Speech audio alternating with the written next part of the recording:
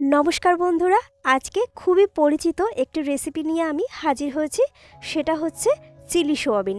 এভাবে যদি আপনারা চিলি সোয়াবিন বানান তাহলে নিরামিষের দিনে অসাধারণ লাগবে এবং যারা অবশ্যই নিরামিষ খান তাদের খুবই উপকারে আসবে আজকের ভিডিও।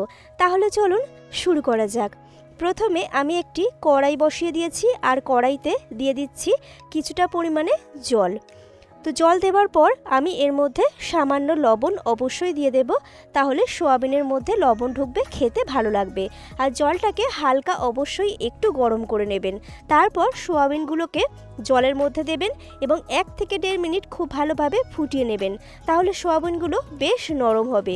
ফুটিয়ে নেওয়া হয়ে গেলে তারপর গ্যাসটা অফ করে দিয়ে গরম জলের মধ্যে কিছুক্ষণ একটু নাড়াচাড়া করে তারপর ধীরে ধীরে তুলে নেবেন। মানে ফুটে গেছে আর নামিয়ে দিলাম সেরম করলে হবে না, একটু কিছুক্ষণের জন্য অবশ্যই গরম জলটা ভিতরে বসাতে হবে। তারপর আবারও নামানোর পর জলটা যখন ভালো করে ছেঁকে নেওয়া হয়ে যাবে, ঠান্ডা জলে আবার 2 থেকে 3 বার খুব ভালোভাবে ধুয়ে নেবেন। সেক্ষেত্রে দেখবেন সোয়াবিনগুলো, মানে চিলি সোয়াবিন যখন বানাবেন কিংবা সোয়াবিনের যে কোনো রেসিপি বানাবেন, সোয়াবিনগুলো বেশ নরম থাকবে। তো এরপর ঠান্ডা জল থেকে খুব ভালোভাবে জল নিংড়ে বার করে নিয়ে তারপর শুকনো করে নিয়েছি। এরপর এর মধ্যে আমি দিয়ে দিয়েছি স্বাদ মতো লবণ, হলুদ, হাফ চামচ লঙ্কার গুঁড়ো আর দিয়ে দিচ্ছি এখানে 1.5 চামচের মতো কর্নফ্লাওয়ার। এরপর খুব ভালোভাবে হাত দিয়ে মাখিয়ে নেব যাতে প্রত্যেকটা সোয়াবিনের টুকরোর গায়ে সমানভাবে সমস্ত কিছু কোট হয়ে যায়। তো এভাবে মিক্সড করে নিচ্ছি। এরপর অবশ্যই 10 মিনিটের জন্য আমি এটাকে ঢাকনা দিয়ে এভাবেই রেখে দেব যাতে ভিতরে সব কিছু খুব ভালোভাবে ঢুকে যায়। তো এরপর আমি একটা কড়াই বসিয়ে দেব আর কড়াইতে দিয়ে দেব সাদা তেল। তেলটা দেওয়ার পর তেলটাকে খুব ভালো মতো গরম করে নেব। অবশ্যই 10 থেকে 15 মিনিট কিন্তু সোয়াবিনটাকে একটু রেস্টে রাখবেন। এরপর তেলটা যখন খুব ভালো মতো গরম হয়ে গেছে তখন আমি ওই সোয়াবিনগুলোকে তেলের মধ্যে দিয়ে দিয়েছি। এরপর প্রথমে 30 সেকেন্ড মতো একদমই নাড়াচাড়া করার দরকার নেই, তলাটা একটু জাস্ট বসতে দেবেন হালকা। এরপর ধীরে ধীরে উল্টে পাল্টে দিয়ে সোয়াবিনগুলোকে খুব ভালোভাবে এখানে ব্রাউন কালার করে অবশ্যই ভেজে নিতে হবে। আর গ্যাসটাকে একদম মিডিয়ামেও রাখবেন না, লোতেও রাখবেন না, ফুল হিটে এটাকে ভেজে নেবেন। তাহলে দেখবেন সোয়াবিনগুলো বেশ ফুলে উঠেছে এবং বেশ সফট হয়েছে ভেতর থেকে। দেখুন এটা কত সুন্দর দেখতে লাগছে। এই পদ্ধতিতে যদি আপনারা বানান অবশ্যই চিলি সোয়াবিন খেতে কিন্তু অসাধারণ লাগবে। তো এরকম উল্টে পাল্টে খুব সুন্দরভাবে আমি এখানে সোয়াবিনটাকে ভেজে নিয়েছি। এরপর আমি একটু তেলটাকে ছেঁকে নিয়ে তেল থেকে নামিয়ে নেব।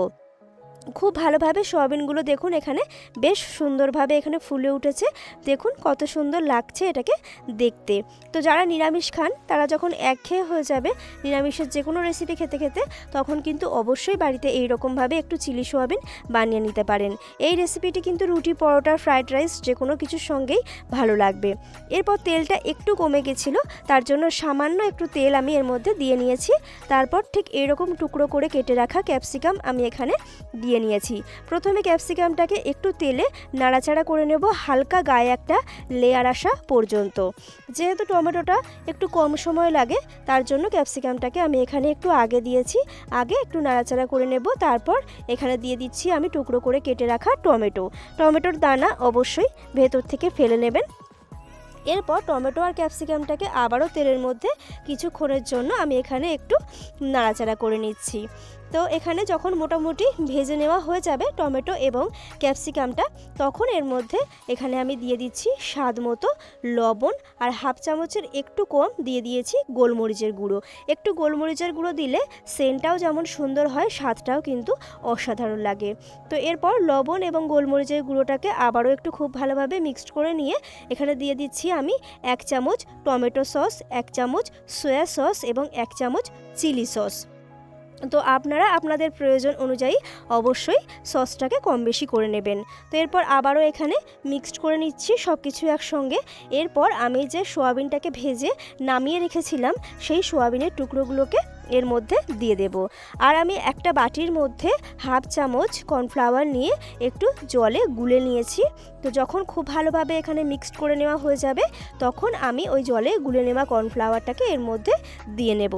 তো আমি দেখাচ্ছি, দেখুন আমি খুব বেশি নয়, হাফ চামচের মতো এখানে গুলে নিয়েছি, সেটাকেই এরপর দিয়ে দিলাম। এটা দিলে কি হবে, বেশ গ্রেভিটা একটু মাখো মাখো হবে আর খেতে অসাধারণ লাগবে। তো এরপর খুব ভালোভাবে এখানে 1 থেকে 1.5 মিনিট একটু মিক্সড করে নিচ্ছি। খুব বেশি আর রাখার দরকার নেই, কারণ এখানে কোনো কিছুই আর সেদ্ধ হওয়ার মতো নেই, সব কিছুই এখানে খুব ভালোভাবে রেডি হয়ে গেছে। তো এটাকে জাস্ট একটু মিশিয়ে নামিয়ে নিলেই কিন্তু রেডি হয়ে গেল আজকের ঝটপট চিলি সয়াবিন। তো কেমন লাগলো আজকের রেসিপি অবশ্যই জানাবেন, ভালো লাগলে লাইক শেয়ার করবেন। আর আমার চ্যানেলে আজকে আপনারা কেউ যদি নতুন হন সেক্ষেত্রে আমার চ্যানেলটিকে অবশ্যই সাবস্ক্রাইব করে দেবেন। চলুন আজকের মতো টাটা, দেখা হচ্ছে পরের কোনো ভিডিওতে। ততক্ষণ ভালো থাকবেন, সুস্থ থাকবেন। অবশ্যই এইভাবে একবার বাড়িতে চিলি সয়াবিন রেসিপি ট্রাই করবেন।